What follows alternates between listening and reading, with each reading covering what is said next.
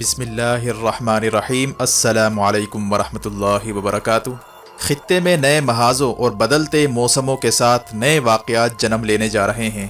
اطلاعات کے مطابق ساؤتھ چائنا میں چینی فوج کی جنگی مشقوں کے دوران امریکہ کا جاسوس طیارہ نو فلائی زون میں داخل ہو گیا تھا، جس پر چین کی جانب سے امریکی جہاز تباہ کرنے کی دھمکی دی گئی۔ ساتھ ہی یو اے ای اور اسرائیل کی ڈیل بھی خطرے میں پڑ چکی ہے۔ یو اے ای نے مائک پومپیو اور اسرائیلی حکام سے ملنے سے انکار کر دیا ہے، جبکہ محمد بن زائد اور نیتن یاہو میں شدید اختلاف پیدا ہو چکا ہے۔ دوسری طرف افغان طالبان کی پاکستانی حکام اور چینی مندوب سے اہم ملاقاتیں ہوئی ہیں، جس کے نتیجے میں بڑا معاہدہ متوقع ہے، جبکہ انڈیا نے پریشانی ظاہر کرتے ہوئے چین، پاکستان اور افغان طالبان کی حالیہ ملاقاتوں کو خطرے کی گھنٹی قرار دیا ہے۔ اس کے ساتھ ہی مشرقی لداخ میں کشیدگی عروج پر پہنچ گئی ہے۔ ہیلی کاپٹرز تباہ کرنے والے شولڈرز ایئر ڈیفنس میزائل نصب کیے جا رہے ہیں۔ ساتھ میں اسٹریٹ آف ملاکا بند کرنے کے معاملے پر چین حرکت میں آ گیا ہے۔ چین کا تھائی لینڈ کے اندر سے نیا روٹ نکالنے پر انڈیا کا سارا پلان چوپٹ ہونے جا رہا ہے، جبکہ مائک پومپیو کا حالیہ دورہ ناکام ہو چکا ہے۔ موروکو کے بعد سوڈان نے بھی اسرائیل کو تسلیم کرنے سے انکار کر دیا ہے۔ اسی طرح ترکی میں گیس نکلنے کے ساتھ ہی ترک کمپنیاں پاکستان میں آ رہی ہیں، جہاں بڑا معاہدہ متوقع ہے۔ آخر خطے میں مزید کون سی نئی ڈیولپمنٹ ہونے جا رہی ہے؟ مزید تفصیلات میں جانے سے پہلے اصلیت ٹی وی کو سبسکرائب کرتے ہوئے بیل آئیکن پر کلک کریں تاکہ ہر آنے والی ویڈیو کا نوٹیفیکیشن آپ کو بر وقت مل سکے۔ ناظرین کرام، اس وقت خطے میں مختلف طاقتوں کے درمیان رسہ کشی شروع ہو چکی ہے۔ اطلاعات آ رہی ہیں کہ ساؤتھ چائنا میں امریکہ کا U-2 نامی جاسوس طیارہ نو فلائی زون میں داخل ہو گیا تھا، جہاں پر مبینہ طور پر چینی فوج کی ناردرن تھیٹر کمانڈ جنگی مشقیں کر رہی تھی۔ چینی فوج نے اس پر شدید رد عمل ظاہر کرتے ہوئے کہا ہے کہ امریکہ کا U-2 نامی جاسوس طیارہ تباہی سے بال بال بچ گیا ہے، کسی بھی وقت بڑا حادثہ پیش آ سکتا تھا۔ لائیو ڈرل کے دوران ہم اس جہاز کو ہٹ کر سکتے تھے۔ یہ بیان چین کی وزارت دفاع کے ترجمان وو جیان کی جانب سے دیا گیا۔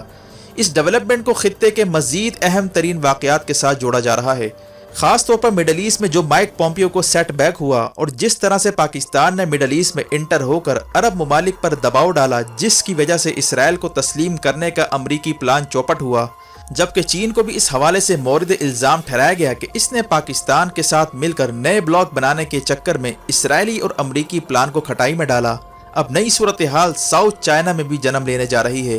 بھارت کا chairman defence staff general Bipin Rawat کی جانب سے چین کے خلاف ملٹری آپشن استعمال کرنے کی دھمکی دیے جانے کے اگلے ہی دن امریکہ کے جاسوس طیارے کا نو فلائی زون میں داخل ہونے کا واقعہ بڑی کشیدگی کے طور پر دیکھا جا رہا ہے۔ واضح ہے کہ امریکہ کے U-2 نامی جاسوس طیارے کی تاریخ بڑی تلخ رہی ہے۔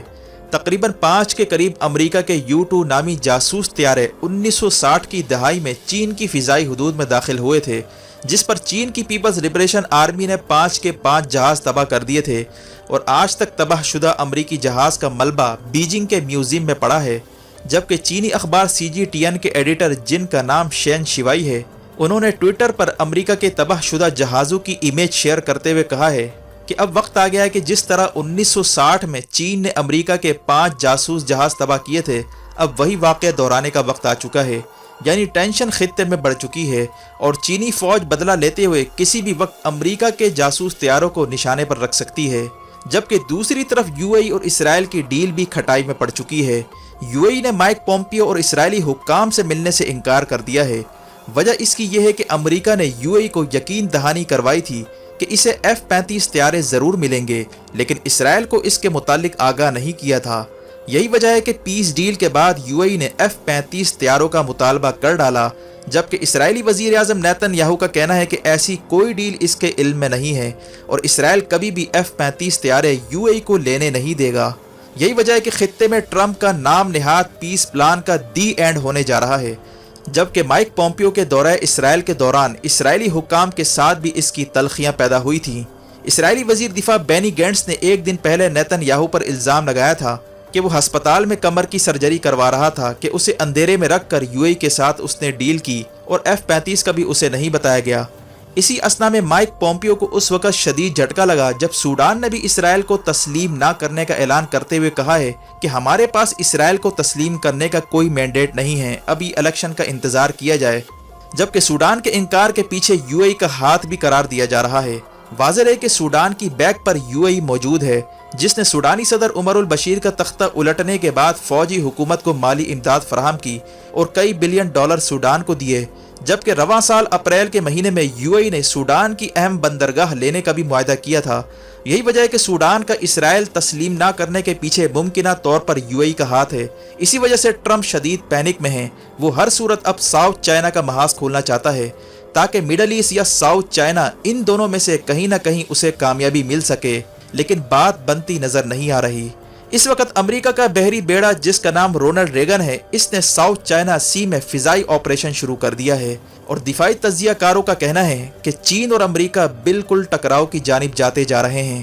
اب پلان یہ بنایا جا رہا ہے کہ ساؤتھ چائنا میں امریکہ چھیڑ چھاڑ شروع کرے گا، اور امریکہ کا جاسوس طیارہ جو چین کے نو فلائی زون میں انٹر ہوا تھا، اسے تصادم کا باقاعدہ آغاز قرار دیا جا رہا ہے۔ اگلے مرحلے میں تجارتی راستوں میں رکاوٹ ڈالی جا سکتی ہے، اور ساؤتھ چائنا سی میں کچھ جزائر پر قبضوں کا پلان بھی بنایا جا رہا ہے، جس پر چین اور جاپان دعویٰ کرتے ہیں، لیکن امریکہ ان جزائر پر قبضہ کر کے خطے میں برتری حاصل کرنا چاہتا ہے، جبکہ تائیوان کا معاملہ بھی کشیدگی اختیار کر چکا ہے۔ تقریباً $60 بلین کے F-16 طیارے تائیوان کو دیے جا رہے ہیں۔ پچھلے دنوں باقاعدہ وار گیمنگ بھی امریکی ملٹری کی جانب سے کی گئی تھی، جس میں تائیوان پر قبضے کے بعد کی صورتحال کا جائزہ لیا گیا، جبکہ دوسری طرف انڈیا اسٹریٹ آف ملاکا والا راستہ بند کرنے کا پلان بنا رہا ہے، جس کے لیے انڈیا نے اپنی نیوی کو نکوبار آئی لینڈ اور جزیرہ انڈمان میں فل آپریشنل کرنے کا فیصلہ کیا ہے۔ اس کا مطلب ہے کہ لداخ پر بڑھتی ہوئی کشیدگی اگر کنٹرول سے باہر ہو جاتی ہے اور اروناچل پردیش سے لے کر لداخ تک کئی فرنٹ کھلنے کی صورت میں انڈیا اسٹریٹ آف ملاکا کو بلاک کرنے کی کوشش کر سکتا ہے،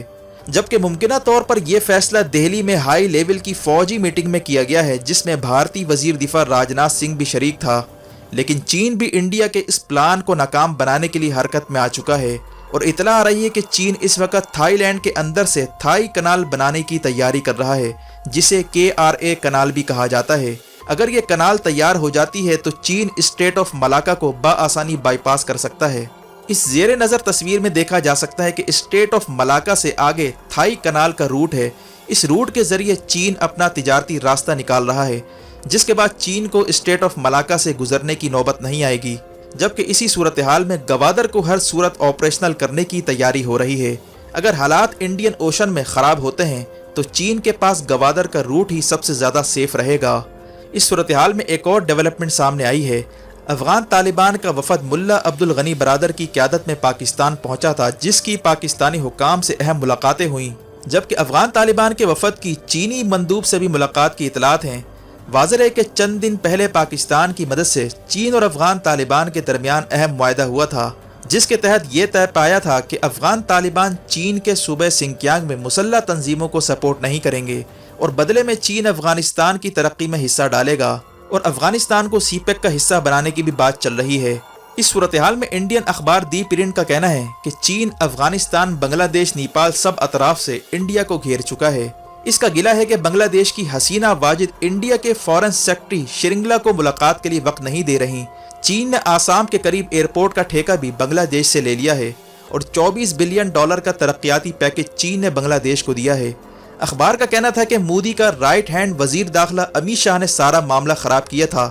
جب اس نے الیکشن سے پہلے بنگلہ دیش پر الزام لگایا تھا کہ بنگلہ دیش کے لوگ بارڈر کراس کر کے آسام میں داخل ہو رہے ہیں، اور انہیں گھس بیٹھیا کہتے ہوئے انہیں دیمک قرار دیا تھا، جس پر بنگلہ دیش اور انڈیا کے درمیان شدید تلخی پیدا ہوئی۔ انڈیا کو خدشہ ہے کہ اب چین اور پاکستان کے بعد بنگلہ دیش سے بھی فرنٹ کھل سکتا ہے، اسی لیے بھارت ڈرون طیاروں کی بڑی کھیپ حاصل کرنے کی تگودو کر رہا ہے، جبکہ اس نے ایک دن پہلے یہ بھی الزام لگایا تھا کہ پاکستان کشمیر میں ڈرون طیاروں کے ذریعے بھارتی فوج کے ٹھکانوں پر بمباری کر سکتا ہے۔ ان الزامات کی نوعیت سے اندازہ ہوتا ہے کہ معاملات اس وقت شدید کشیدہ ہیں،